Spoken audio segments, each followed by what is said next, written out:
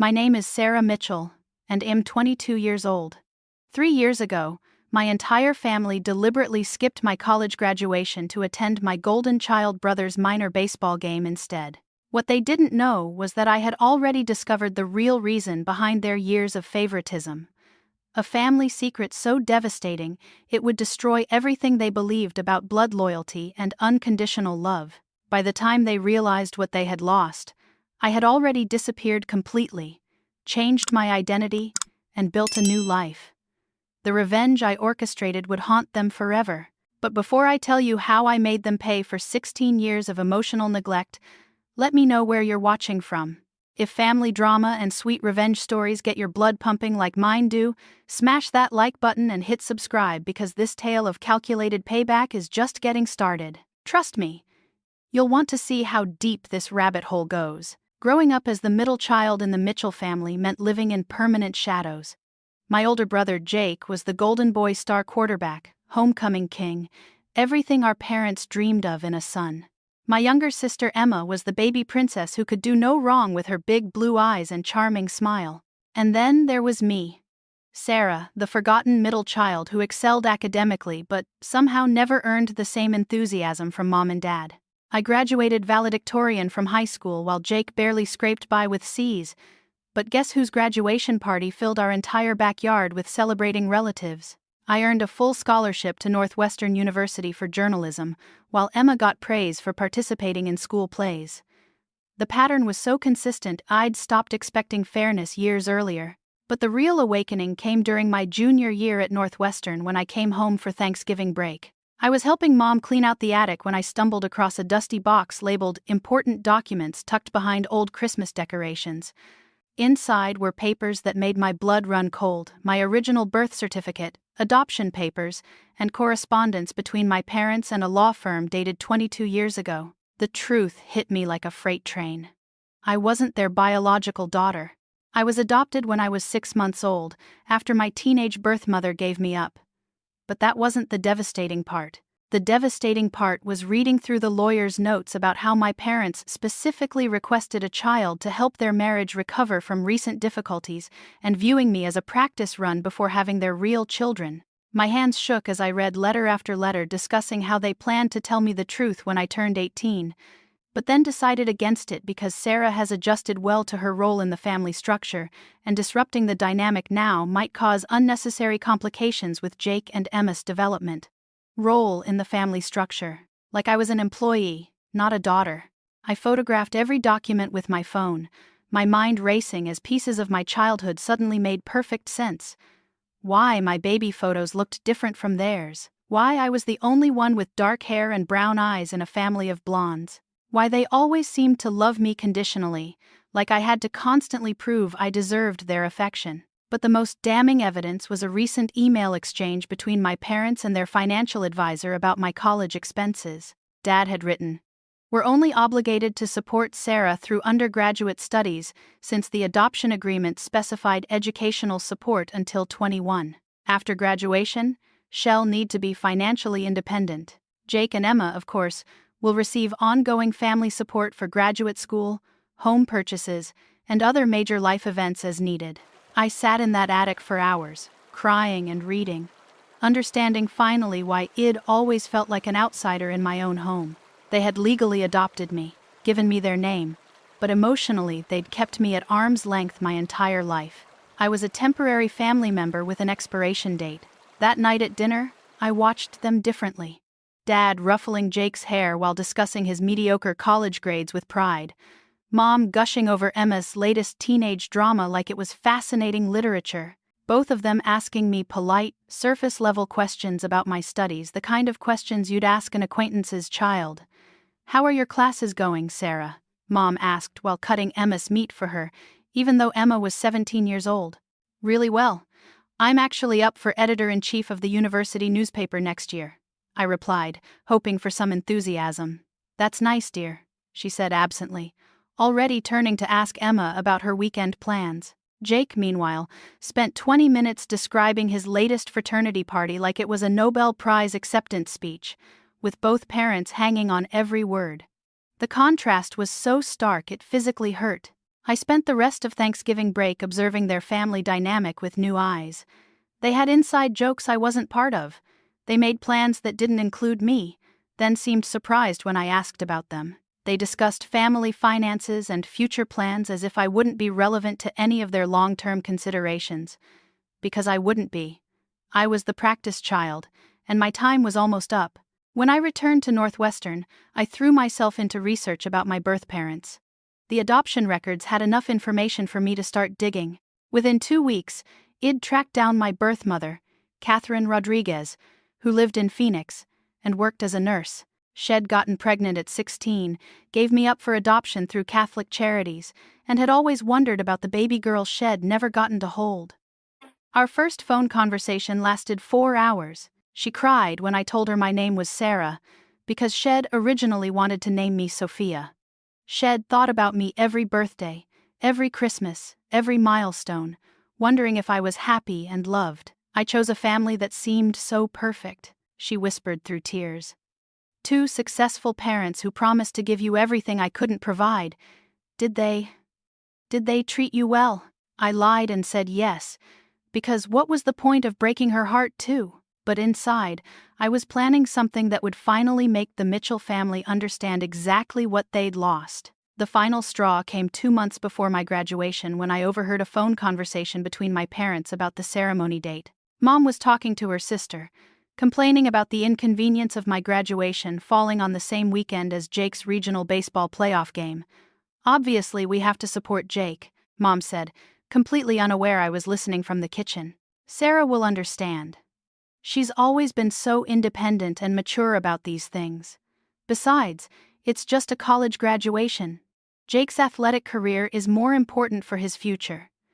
Just a college graduation, 4 years of perfect grades, magna cum laude honors, editor-in-chief of the newspaper, and 3 internship offers from major publications reduced to just a college graduation. That night, I made a decision that would change everything. If they wanted to treat me like a temporary family member, I'd show them exactly what losing me permanently would feel like. But I wouldn't just disappear quietly like the forgotten middle child they expected me to be. I was going to make them remember my name for the rest of their lives. The next morning, I sat in my dorm room staring at my laptop screen, my journalism training kicking into high gear. If there's one thing studying investigative reporting teaches you, it's how to research, document, and plan methodically. I was about to apply those skills to the most important story of my life, the complete destruction of the Mitchell family's carefully constructed facade. First, I needed to understand my legal position. I spent hours in Northwestern's law library researching adoption rights, inheritance laws, and name change procedures in Illinois. What I discovered was enlightening. While my parents had no legal obligation to include me in their will or provide ongoing financial support after 21, they also had no legal claim to my future relationship or loyalty. The adoption papers they'd hidden from me for 22 years had given me their name, but I could take it away just as easily. I also researched my birth family more thoroughly. Catherine Rodriguez had rebuilt her life beautifully after placing me for adoption. She'd finished nursing school, married a kind man named Miguel when she was 25, and had 2 more children, my half-siblings, David and Sophia. Yes, Sophia, the name Shed wanted to give me. The irony wasn't lost on me. Through social media detective work, I discovered my birth family was warm, close-knit, and genuinely supportive of each other. David was studying engineering at Arizona State, and Sophia was a high school senior planning to major in art therapy. Catherine regularly posted about how proud she was of her children's accomplishments, no matter how small. The contrast with my adoptive family was stark, but I wasn't ready to reach out to them yet. First, I had a more pressing mission, making sure the Mitchell family would never forget what they'd chosen to throw away. I started documenting everything, every dismissive comment, every missed event, every time they prioritized Jake and Emma over me. I created a detailed timeline of their emotional neglect, backed up with photos, text messages, and recorded conversations. Illinois is a one-party consent state for recordings, a fact I'd learned in my media law classes. The evidence was damning. Photos of my high school graduation where I'm clearly sitting alone while they cluster around Jake's friends. text messages where they forgot my birthday but remembered to send elaborate care packages to my siblings, voice recordings of dinner conversations where they discussed Jake and Emma's future plans in detail while treating my achievements like footnotes. But documentation wasn't enough. I needed a plan that would hit them where it hurt most: their reputation and their assumptions about family loyalty. The Mitchell family prided themselves on their social standing in our suburban Chicago community. Dad was a prominent lawyer, Mom served on various charity boards, and they loved presenting themselves as the perfect American family. They had no idea how much damage one determined journalism student could do to that carefully crafted image. I began by creating a comprehensive media strategy. My journalism professors had always praised my storytelling abilities and my talent for investigative research. Now, I'd put those skills to work exposing the truth about adoptive families who view their children as temporary conveniences rather than permanent family members. My plan had 3 phases. Phase 1. The silent preparation. I would let them miss my graduation exactly as they'd planned, but I'd document everything. I'd record their excuses, photograph their absence, and gather testimony from classmates and professors about what a milestone they'd chosen to ignore. Phase 2. The strategic disappearance. Immediately after graduation, I would begin the legal process of changing my name and cutting all contact. But unlike typical family estrangements, this wouldn't be done in anger or with tearful confrontations. It would be executed with cold, professional precision that would leave them no opportunity to manipulate the narrative or play the victim. Phase 3. The public reckoning. Once I was safely established in my new life, I would publish a detailed investigative piece about adoption, family dynamics, and the long-term psychological effects of conditional love. The Mitchell family would become a case study in how not to raise an adopted child, though I'd be careful to avoid any legal issues with libel or invasion of privacy. I spent weeks crafting the perfect strategy. I researched name change procedures and discovered I could legally become Sofia Catherine Rodriguez Martinez, honoring both my birth mother and my true heritage. I applied for jobs in cities far from Chicago, focusing on publications that valued investigative journalism and human interest stories. I even started learning Spanish online, wanting to connect with the culture my birth family came from. But the most crucial element of my plan was timing. I needed to let them miss my graduation and then give them just enough time to realize what they'd done before I disappeared completely. I wanted them to have a window of opportunity to reach out, to apologize, to try to make things right, and I wanted to document their failure to do so. 2 weeks before graduation, I had coffee with my favorite journalism professor, Dr. Elizabeth Carter, who'd become something of a mentor during my time at Northwestern. Without revealing the full scope of my plan, I asked her about the ethics of writing personal investigative pieces about family dysfunction. The best investigative journalism often comes from personal experience, she said thoughtfully. But you have to ask yourself, are you seeking truth and justice, or are you seeking revenge? The motivation matters, both ethically and in terms of the quality of your work. Her question haunted me for days. Was this justice or revenge? Did it matter? I concluded that it was both, and that both were necessary. Justice for the 22 years of emotional manipulation and conditional love, justice for the adopted child they'd treated as a placeholder rather than a daughter, and revenge for all the moments they'd made me feel like I didn't belong in my own family. The final piece of Phase 1 involved reaching out to my birth mother, Catherine, with a carefully crafted phone call. I didn't tell her about my plan or my family situation, but I did ask if she'd be interested in meeting me after my graduation. Her tearful yes gave me all the motivation I needed to see this through.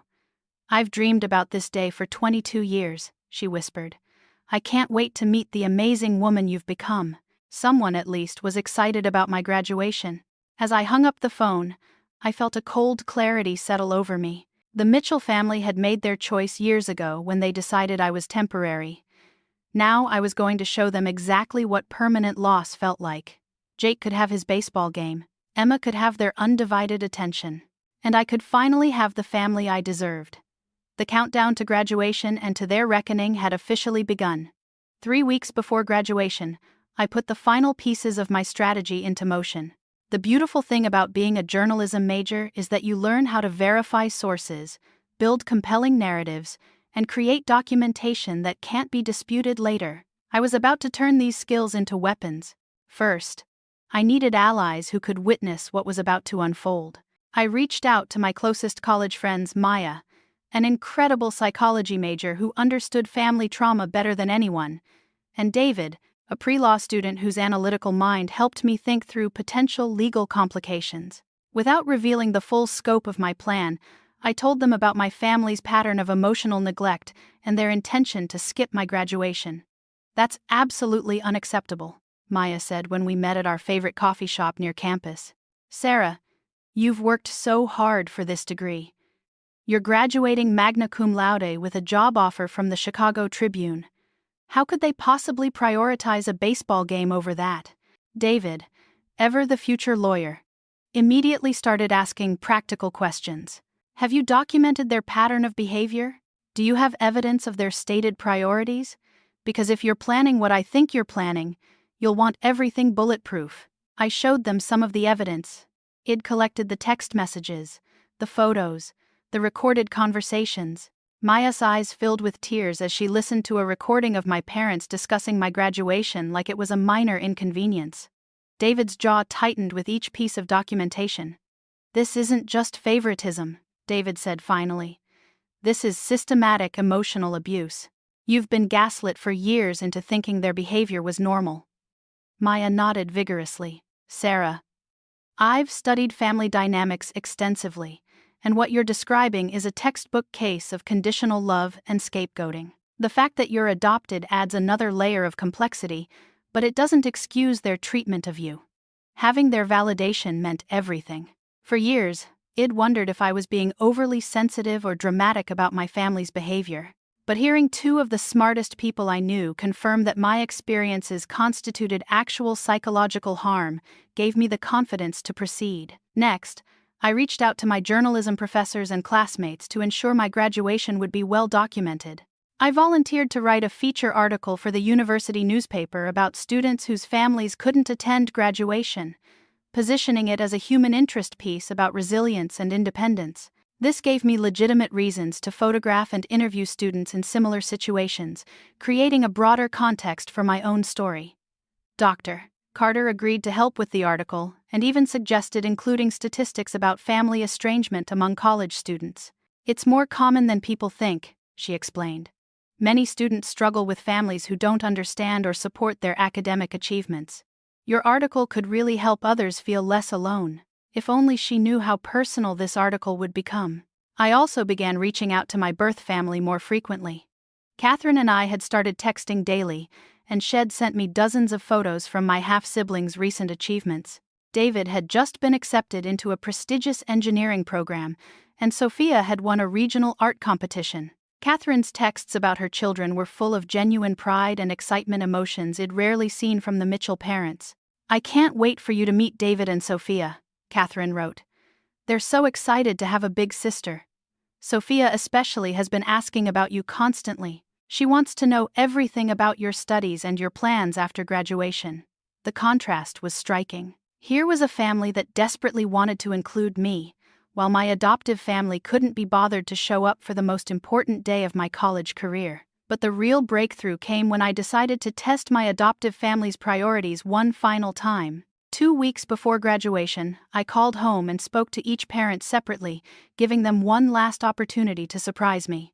"Dad," I said during our conversation, "I know Jake's game is important, but my graduation ceremony is only 2 hours long. The games don't usually start until evening. Is there any way you and Mom could come to the morning ceremony and then drive to Jake's game afterward?" The silence stretched uncomfortably before Dad cleared his throat. "Sarah, sweetheart, you know how much these playoff games mean to Jake's future. College recruiters will be there. We can't risk being late or seeming distracted. You understand, right? You've always been so mature about these things." There it was again, that expectation that I'd be mature and understanding about my own family, prioritizing my brother's minor league baseball game over my college graduation. The recording app on my phone captured every word. My conversation with Mom was even worse. "Honey, you know we're proud of you," she said when I brought up graduation. "But you're so independent and successful already. You don't really need us there, do you? Jake, on the other hand, gets so nervous before games. He really needs our support right now. I wanted to scream that I needed their support too, that graduating magna cum laude from one of the best journalism programs in the country was also an achievement worth celebrating. Instead, I thanked them for being honest about their priorities and ended the call. That night, I made a decision that would change everything forever. I called Catherine. "I have something to tell you about my adoptive family," I began, and then I told her everything. The years of emotional neglect, the conditional love, the way they'd hidden my adoption from me, their plan to skip my graduation, their financial advisors' emails about cutting me off after college. Catherine listened in horrified silence, occasionally asking clarifying questions or making soft sounds of disbelief. When I finished, she was quiet for a long moment. "Sophia," she finally whispered, using the name Shed wanted to give me, "I am so sorry. When I placed you for adoption, I thought I was giving you the best possible life. I thought the Mitchells would love you unconditionally the way every child deserves to be loved." "You did give me the best possible life," I replied. "Just not with them. You gave me intelligence, resilience, and the strength to recognize when I deserve better. And now I'm ready to come home to the family that actually wants me." We talked for 3 more hours that night, planning my transition to Arizona after graduation. Catherine and Miguel had already discussed turning their guest room into a permanent bedroom for me if I ever wanted to visit or stay long-term. My half-siblings had been begging to meet me for weeks. There was even a job opening at the Phoenix newspaper that Catherine thought might interest me. For the first time in 22 years, I felt like I had a family that genuinely wanted me around. But I wasn't ready to let the Mitchell family off the hook yet. They'd made their choice, and now they'd have to live with the consequences.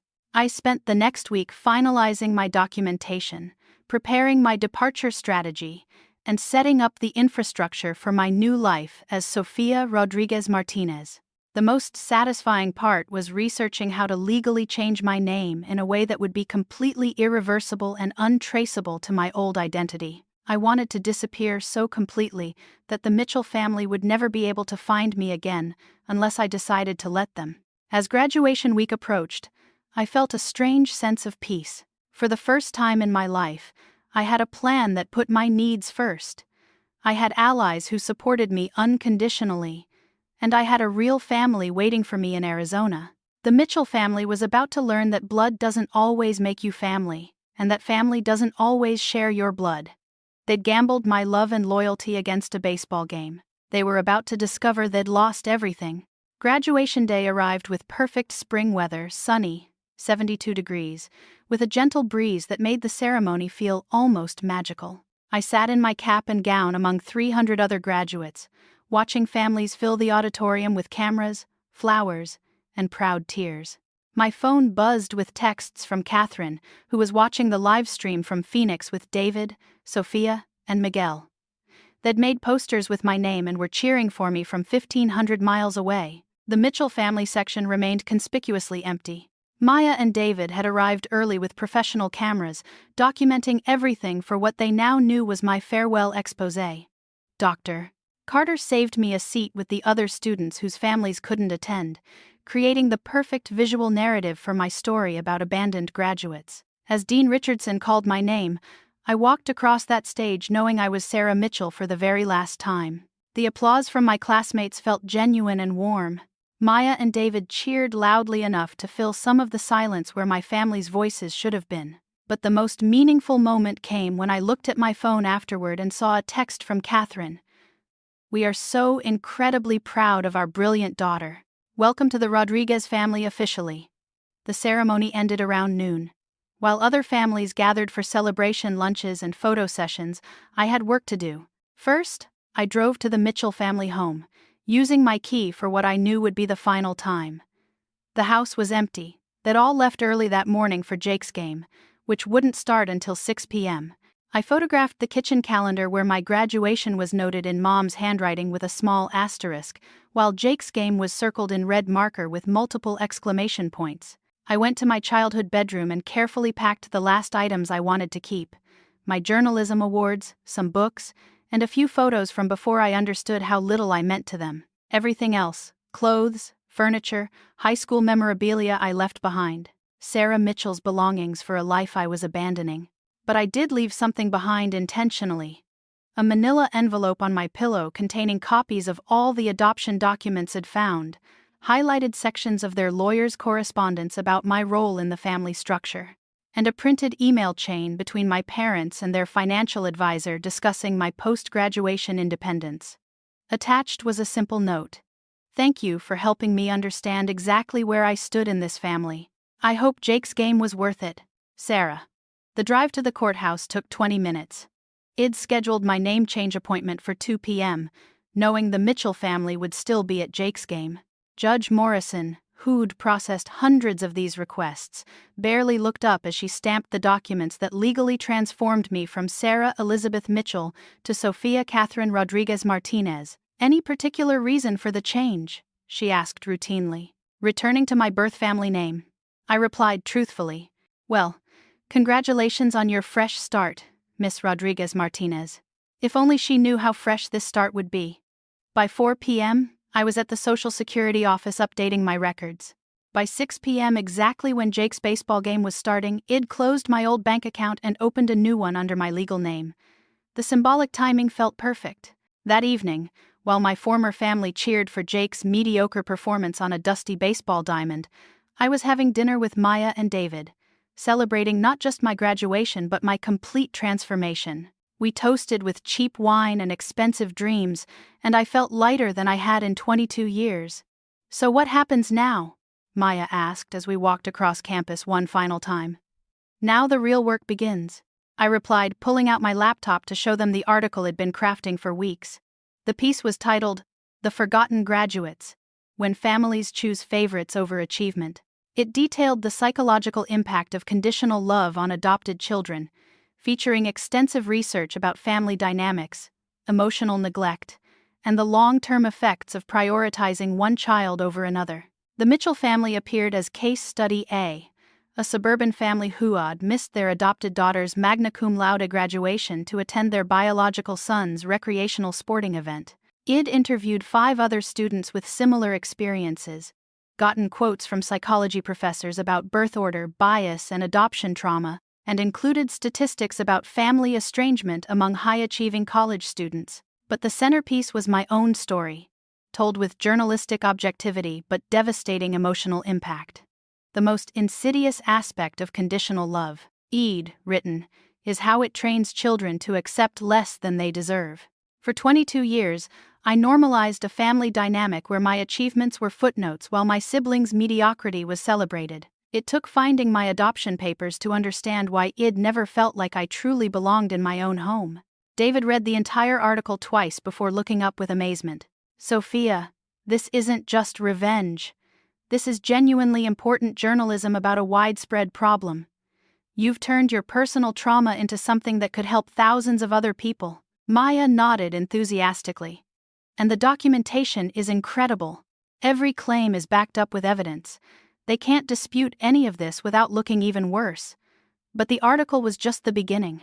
It also prepared a comprehensive social media strategy that would ensure maximum visibility for my story. LinkedIn posts about family dynamics and professional development, Twitter threads about adoption rights and emotional abuse, Instagram stories showing the contrast between my graduation day alone versus my siblings' celebrated achievements. The beautiful thing about being a journalism major with a strong social media presence was that I had hundreds of followers who trusted my content and regularly shared my work. Within hours of posting, my story would reach thousands of people in the Chicago area, including many who knew the Mitchell family personally. I'd even reached out to local news stations about doing a follow-up piece on families who miss major milestones for minor events. 3 stations had already expressed interest in interviewing me about the broader social implications of my research. At 11 p.m., I received the text I'd been waiting for. "Sarah, we just got home and found your note. We need to talk. This is all a big misunderstanding. Please call us immediately." Mom, I screenshot the message, noting the timestamp that proved they'd been at Jake's game until 11 p.m., 5 hours after my graduation ceremony ended. Then, I blocked their number. The next morning, I boarded a plane to Phoenix with 2 suitcases, a new identity, and a story that would go viral within 72 hours. The Mitchell family had chosen Jake's baseball game over my college graduation. Now they'd live with that choice forever, while I built a new life with people who actually wanted me in it. The first sign that my plan was working came Tuesday morning, 3 days after graduation. Maya called me while I was having breakfast with Catherine, David, and Sophia in their sunny Phoenix kitchen. My new family gathered around a table where I was the center of attention for all the right reasons. "Sophia, you need to see this," Maya said excitedly. "Your article has been shared over 2,000 times since yesterday. The Chicago Tribune wants to interview you about expanding it into a series. And..." She paused dramatically. "Mrs. Mitchell called the university looking for you." Id published The Forgotten Graduates on my professional blog Monday evening, tagging it with careful SEO keywords and sharing it across all my social platforms. By Tuesday morning, it had caught fire across the internet, particularly among adoption advocacy groups and family therapy organizations. The comments section was overwhelming. Hundreds of adopted children sharing similar stories about conditional love and emotional neglect. Parents apologizing for their own favoritism after reading my research. Therapists asking permission to share the article with clients struggling with family dynamics. But most satisfying were the comments from people who recognized the Mitchell family from my carefully anonymized but geographically specific details. "Oh my God, is this about the family from Riverside Heights? The lawyer whose daughter just graduated from Northwestern?" one comment read. "This sounds exactly like Tom and Linda Mitchell. Their son plays for the high school team. I always wondered about their daughter. She seemed so accomplished, but they never talked about her achievements." Read another. Maya continued reading me the comments while Catherine rubbed my shoulder supportively. My birth mother had been incredible since Id arrived, giving me space when I needed it but also providing the unconditional maternal support I'd never experienced. Sophia had immediately claimed me as her big sister and spent hours showing me her artwork and asking about college life. David was quiet but thoughtful, clearly processing what it meant to have an older sister who'd been through so much trauma. "There's more," Maya said. "Dr. Carter forwarded me an email from the dean's office. Apparently your parents called the university Monday demanding to know how to contact you. They claimed there was a family emergency and insisted the school was legally obligated to help them reach you." I felt a cold satisfaction hearing this. What did the university tell them? That you're a legal adult who graduated summa cum laude, not magna cum laude. Apparently they'd even gotten your academic achievements wrong and that the university has no obligation to share personal information about alumni. Dr. Carter said the dean was actually pretty irritated that they'd tried to use emergency protocols to track down a daughter who'd clearly chosen to go no contact. The misstatement about my graduation honors was particularly telling. After 22 years, they still didn't pay enough attention to get basic facts about my achievements correct. Wednesday brought escalation. David called with news that made my heart race. "The Mitchell family showed up at my apartment building," he reported. "Building security called the police when they wouldn't leave the lobby. Apparently they demanded the doorman give them access to your apartment because they're your family and had rights to see you." What did the police tell them? That harassment is still harassment, even when you're related to your victim. The officers apparently lectured them about respecting no-contact decisions and warned them about stalking laws. Your father kept insisting they just wanted to clear up misunderstandings, but the police told them that's what lawyers and family mediators are for, not showing up at someone's home uninvited. That afternoon, my article got picked up by HuffPost and Psychology Today. The original piece had evolved into something much bigger, a viral conversation about adoption rights, family therapy, and the psychological damage caused by conditional love. I was getting interview requests from podcasts, news stations, and documentary filmmakers. But the best part was Thursday morning's phone call from Jake himself. "Sarah, what the hell is wrong with you?" he screamed into my voicemail. "Mom is crying constantly. Dad's talking about hiring a private investigator. And Emma won't even go to school because kids are asking her about that article everyone's sharing. You're destroying our family over a stupid graduation ceremony." I saved the voicemail as evidence of their continued failure to understand what they'd actually done wrong. Even now, Jake characterized my magna cum laude graduation as stupid, while positioning himself as the victim of my destruction of their family. Friday brought the nuclear option. Mom called Catherine directly. Catherine had prepared for this possibility, and she handled it with the grace of someone who'd spent 22 years wondering about her daughter's well-being. "Mrs. Rodriguez," Mom began, clearly having tracked down Catherine through public records and adoption documents. "I don't know what Sarah has told you, but there's been a terrible misunderstanding. We love our daughter and we need to make this right." Catherine's response was measured but devastating. "I've seen the documentation, Mrs. Mitchell. I've read the emails about cutting off support after graduation. I've heard the recordings where you discuss her achievements like inconveniences. Most importantly, I've spent the last week watching my daughter heal from 22 years of emotional neglect. Sophia is exactly where she belongs now." Sophia. Mom apparently hadn't realized I'd legally changed my name. That's her name. It's always been her name. "You borrowed her for 22 years, and now she's come home to her real family." According to Catherine, Mom broke down crying at that point, begging for Catherine's help in fixing the situation. Catherine gently explained that some things couldn't be fixed, only learned from, and suggested the Mitchell family might benefit from therapy to understand why their daughter had chosen to disappear completely rather than maintain any relationship with them. The conversation ended with Mom asking desperately, "What can we do to get her back?" Catherine's answer was perfect. "You can't get her back because you never really had her. You had a little girl you treated like a temporary family member instead of a daughter. Sophia deserves people who choose her first, not people who treat her love like a consolation prize." By the weekend, my story had been featured in major publications across the country. The Mitchell family had become an unintentional case study in how not to handle adoption, birth order dynamics, and family priorities. Their friends, neighbors, and colleagues had all seen the article by now. Their social standing in their suburban community was permanently damaged. But more importantly, I was healing, surrounded by people who celebrated my achievements, supported my dreams, and never made me feel like I had to earn their love. I was finally understanding what family was supposed to feel like. The Mitchell family had lost me forever, and they were just beginning to understand the magnitude of what they'd thrown away. 6 months later, I was thriving in Phoenix in ways I'd never imagined possible. Working as an investigative reporter for the Phoenix New-Times, I'd found my professional calling writing about social justice issues and family dynamics. My apartment was filled with plants, artwork from Sophia, and photos of my new family adventures.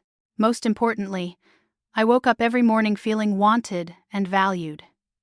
The Mitchell family saga had become a cautionary tale in psychology and social work circles. My original article had been expanded into a research paper published in the Journal of Adoption Studies, and I'd been invited to speak at conferences about the long-term effects of conditional love on adopted children. The attention had launched my career in ways I'd never expected. But the personal transformation was even more significant. Living with people who genuinely loved me had shown me how much emotional energy I'd wasted trying to earn affection that should have been freely given.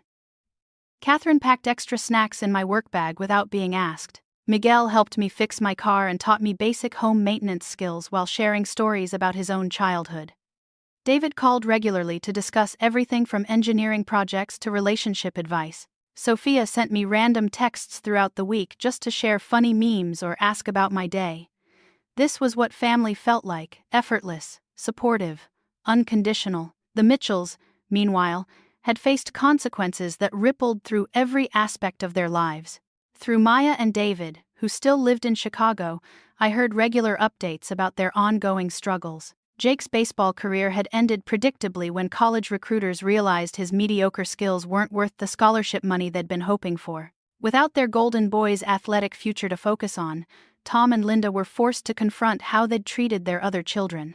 Emma, now a high school senior, had apparently become distant and rebellious, questioning whether her parents' love for her was as conditional as their love for me had been.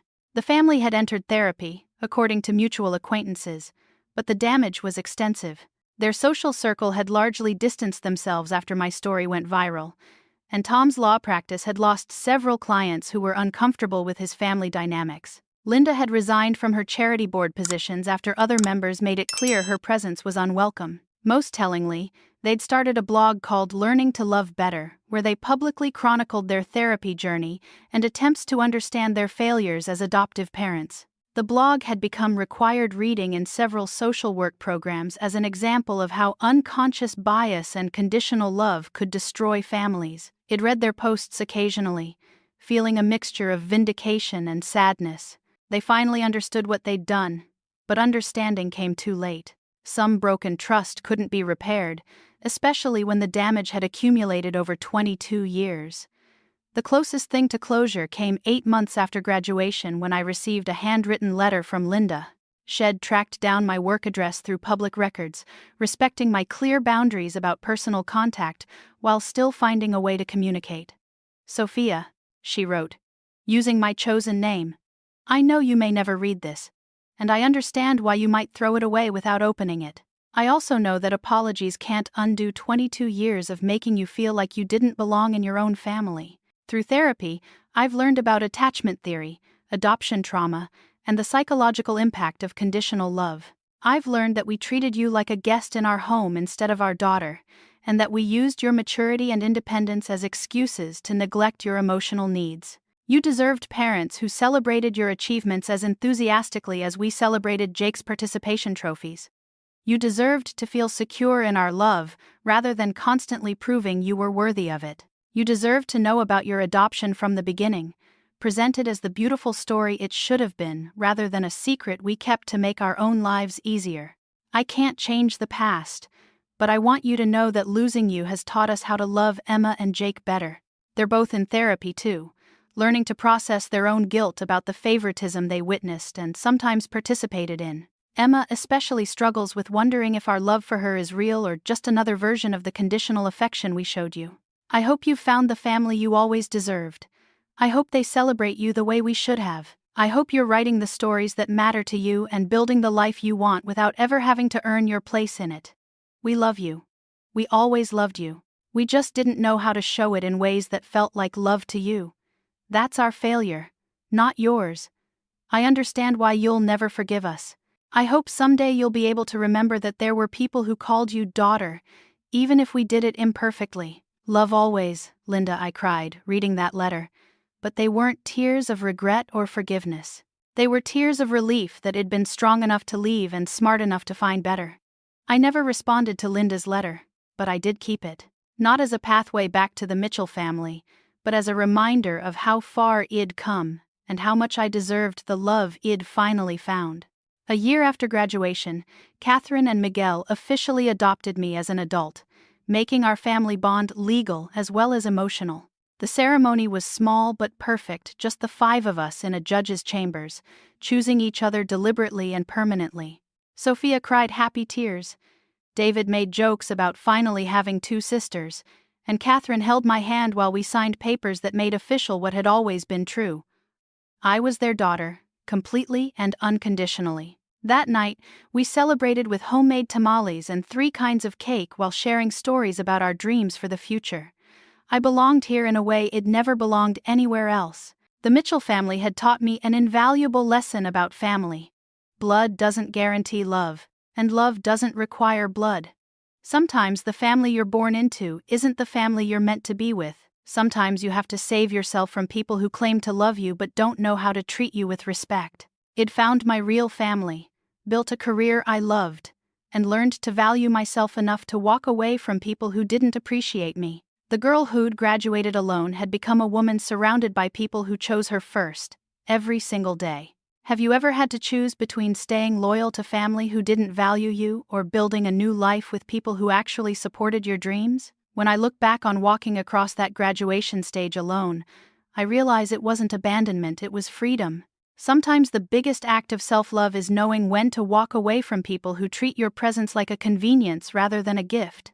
If this story of family karma and finding your real tribe resonated with you, I'd love to hear about your own experiences with chosen family in the comments below. Have you ever had to distance yourself from toxic relatives to protect your peace? Hit that like button if you believe family should be the people who celebrate your wins, not the people who make you feel grateful for scraps of attention. And definitely subscribe, because I share more stories about life lessons learned the hard way. Sometimes the best families are the ones we build ourselves. Thanks for taking this journey with me. And remember, you deserve to be someone's first choice, not their backup plan. May you find your tribe and never settle for less than unconditional love.